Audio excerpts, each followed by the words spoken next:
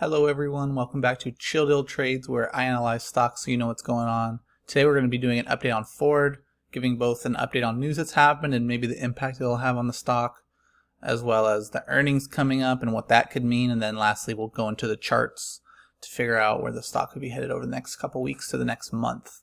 If you haven't subbed yet, please hit the sub and join the squad. We're on our way to 500 subs, which is really exciting. That's our goal. So please hit the sub and join the crew. Let's get right into it. So the first thing I'll talk about is just covering some news. So we've had some more negative news, I would say, month to the last couple weeks, and more specifically last couple days. And so the big one was that Ford is having to recall about almost 1 million vehicles, which is, it can have some issues on expenses, which could hurt their profitability. So we'll have to see how that comes out in the future. But I would say this kind of news is more just sentiment, stock sentiment. So I said most of the vehicles were between 2013 and 2017. So as I said, I don't think it's a huge deal, ball joints, knuckles, things like that. But it's more the sentiment. With the market turning down this week, there's already some negative sentiment going around, and so things like this don't help the stock out. The next news we want to go to is looking at, let me go back up to it. So Ford came out with news, I think it was yesterday, actually today or the last couple days, that they're actually going to start sending trucks to dealerships without the chips in them, which is pretty crazy. I talked about it in the last video. Go look at that video. I cover more of the finances in that video, so it might be helpful if you're a long-term bull on Ford. But this is a pretty big deal, because we know that the chip issue has been pretty big, and Ford has been having all these trucks, all these vehicles at their factories just waiting for chips. And so I think that is going to have an impact on their revenue. If not their revenue, at least their profits as a company. And so I think Ford is getting a little desperate, and they're like, hey, we have to get these vehicles out. We need to accelerate the process, because, people are buying cars like crazy right now. And as I mentioned in the last video, if there's not a Ford on the lot, then they're going to go buy a GM, or they're going to go buy something else. And so Ford's like, how do we get cars on the lot, and how do we increase that lag time that's happening right now because of the shortage on the supply side?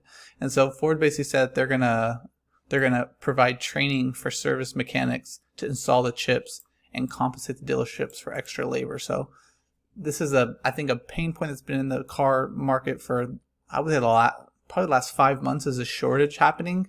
And so I think Ford is trying to get ahead of it. So we'll see if maybe in Q3 it's going to have some benefit on their revenue. But this is something pretty big, and we'll have to kind of keep an eye on it and see how it progresses over time. And that kind of goes into my next point with earnings. So Ford has come out and said that they're expecting to surpass its expectations, but for its profits to dip. And so, as you know, car demand has been so crazy right now. People are buying cars and trucks at full price, even sometimes above ask price on cars, because there's such a high demand and such a shortage. So I think that makes sense with profits being bigger, as they're making a lot of money. But there are, I think, there's things on the back end, the logistics, that are going to hurt their earnings per share, which is something really important, because when we look at their earning expectation, so I think this number is a little out of date. It says negative 27 estimate for this quarter. And so we'll have to see, like, after last quarter being, they were at 0.89, and so seeing such a decline. Also, these estimates, they haven't had no idea how to estimate out Ford lately. But we'll have to see how they come in and see, compared to earnings and compared to expectations, because Ford's like, we're expecting big things, but being hurt on profit. We'll have to see how their earnings per share shows, because that's going to be really important. And we'll get to that in a second with the charts of why that could be important based on how the market's trending and their earnings date. Their earnings date is on, I think it's July 29th. So keep that on your calendar. Super important time. Keep that as a heads up. The next thing I want to go into is just their institutional buying. Or no, wait, this is the wrong one. This is the one. Institutional buying. So I mentioned in the last video, we did see a lot of selling last quarter. Still more buying than selling, so that's a big pro. But we are seeing people take some profits after probably their ridiculous run over the last 6 to 12 months. Coming into Q3, we are seeing some good early buying, which is a good thing. When we kind of break down to more of the details, we're seeing a lot of new positions open up as the stock has been trending down over the last month or so. And so that's a good thing. A lot of increase of positions and a lot of new positions, basically since I think it was the mid-June kind of range. Yeah, early June. We're seeing a lot of buying on this dip, which is really good. When a stock's going down, something I always look at is if I'm seeing a lot of institutions starting to buy in on those dips. So obviously there's going to be the people who are selling some of their positions, but I think we're seeing more buying than selling right now and more adding than reducing positions. So I think that's going to be really bullish, potentially bullish in the long term, but we'll have to see kind of what news comes out. The last thing before getting the charts, I just thought this was a hilarious piece. So Ford says they're creating a premium gas fragrance because they're going towards the EV.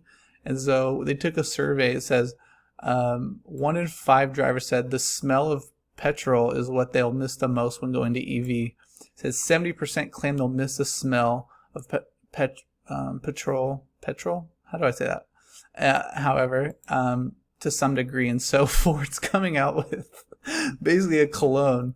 They say it's a new scent called Matcha EAU. And then down here they say, where's it at? Oh, where's that part at?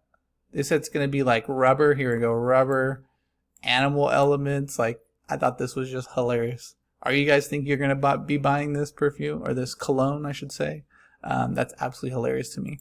The last thing I want to get to is just the chart. So there's 2 time frames I want to look at on the charts. The first one is the weekly. And so just to call out some negatives that we are seeing for the short term. Obviously, we see the market starting to turn over at the end of this week, which I believe we're going to have more downturn through the end of July. So let's just try to put some potential ranges. It could be a dip buy for this stock. So the first thing I want to call out is just MACD. So when we look on the weekly, we do see that it's hitting some negative momentum. Obviously still really bullish. We're above 0, but we are seeing a little bit of negative momentum. So that's something we want to keep an eye on to see if this, I have my wrong tools out, see if this blue line accelerates to the downside. And that's definitely going to bring some more negative momentum. So that's something we want to keep a close eye on, I would say, over the next 2 or 3 weeks. From there, we are seeing RSI come down, and really I want to keep an eye on is I want RSI to stay above this, I would say 44 to 50 range to keep bullish momentum. I always say this, but when RSI is hovering below 50, it's bearish momentum. When it's staying above 50, coming back down and testing that, moving back to upside, we're still in a bullish phase of the stock. So I'm going to really be looking at this on the weekly candle chart to figure out, okay, are we still in a bullish trend? Are we starting to see a reversal? Because we have had a massive run, since, when was that? Since the COVID crash, obviously. And so that's something we want to keep an eye on. I drew a couple of trend lines just to get an idea of where we could be hitting. So the main thing I'm going to be looking at is that on the weekly chart is the 50 moving average. So I'm going to say we're probably going to have this keep trending upwards a little bit over the next couple weeks. And that's why I have this circle here, is I think the market's going to continue to downtrend into about the beginning of August, if not through the first week of August. And so as we continue to downtrend, I would say I'm expecting the stock to come down somewhere between $12.50 and $11. I would say it's really, really important for us to hold this range, because as you can see on the weekly chart, we have higher highs and higher lows right now. And so we can't break below this kind of $11 range, because if we do, then that basically destroys the technical higher highs and higher lows, and we could see a reversal of trends. So that's, I would say, line in the sand for me is around that 50-day, which I think is going to trend up to about this support line. That would be the absolute low, and if it does bounce off, that would be a great buy position, but that's going to be my line in the sand. We also have a trend line coming up. I think that was from back. Yeah, that's from back from the COVID crash, which is also trending around towards that $11 mark. Now I want to go to the daily chart to get a little bit more intricate on what we're seeing. And so first thing I want to say is I put 3 moving averages, or 2 moving averages. We have the 200-day and the 100-day. The 50-day, if I show you, 50-day was right here, and we got rejected off of it today. And we saw a big red candle after being rejected off the 50-day, so that's pretty bearish for the short term.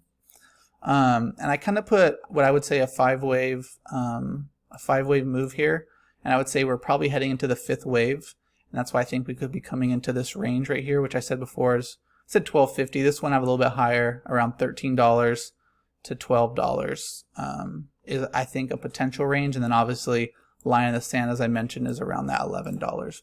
But I think more realistically, we're heading somewhere between that $13 and $12 range for a pullback. That's what I'll be looking for. And kind of looking at the reasons why. The first thing is I could definitely see us coming back to this consolidation zone. So obviously we had a massive breakout. We've had some, some awesome earnings back in April for the company, and we had this tear to the upside. And so I would really want, it's basically like a reset if you think of it that way. Like, we're coming back to major support. We're not breaking below higher lows. And we're kind of in this five wave to the downside. And so those are some things I'll be looking at. If Ford for some reason holds up better than the general market over the coming weeks, we do have the 100-day SMA, which might start to turn over here a little bit, but that's going to be around the top of that consolidation zone at around $13. So that's going to be I would say, my price target on the high end. But if we do see, I would say the general markets have more of like a 5% correction from where it's at, which I believe is going to happen, then we could see a little bit more downside. And so I kind of mapped out, as the earnings is on July 29th is where I have this fifth wave. That's going to be a really big decision point to see if we start seeing that as the bottom of this fifth wave, or if the fifth wave decides to extend a little bit more out here somewhere to the bottom of this trading channel. I think the bottom of this range is around that 1220. And when we look at, I found a trend line here really interestingly. So from this peak and we come through here, we test this range as well right here. And we have that kind of around, I would say around that first week of August, which is a time frame I was looking at. We do have that line coming across the bottom of this consolidation zone I typed out. So be looking for between the $12 to $13 range for a pullback, and I would say that'd be a great buy zone. If the markets turn over even more and we see even more negative momentum, line in the sand is going to be this $11 mark. And another reason, again, we see the 200-day starting to accelerate, and it's probably going to come somewhere in this zone over the next month. Maybe not that high, but that's going to be line in the sand, because it's either we come down and we break below, and that would be more negative momentum, or we kind of break down and we bounce, and then maybe that's forming another more long-term uptrend as somewhat of like a double bottom off of that higher low. But that's what I got for you today. I hope you found something beneficial. Tell me what you think, because I'm really curious where you think Ford's stock is going. But the last plug, I'll be doing a live stream tomorrow, which is Saturday night. Me and my buddy live stream. I actually forgot one thing. We do have a gap fill at $12. I forgot about that one. But we do a live stream every Saturday night where we talk about stocks, and then we do some gaming as well. And then Sunday nights, I have a Sunday free-for-all, which I hope you guys can all join. We go on there and we live chart stocks on stream. So come join me. But I make a video basically every day, maybe not weekends. But I'll see you again in a couple days.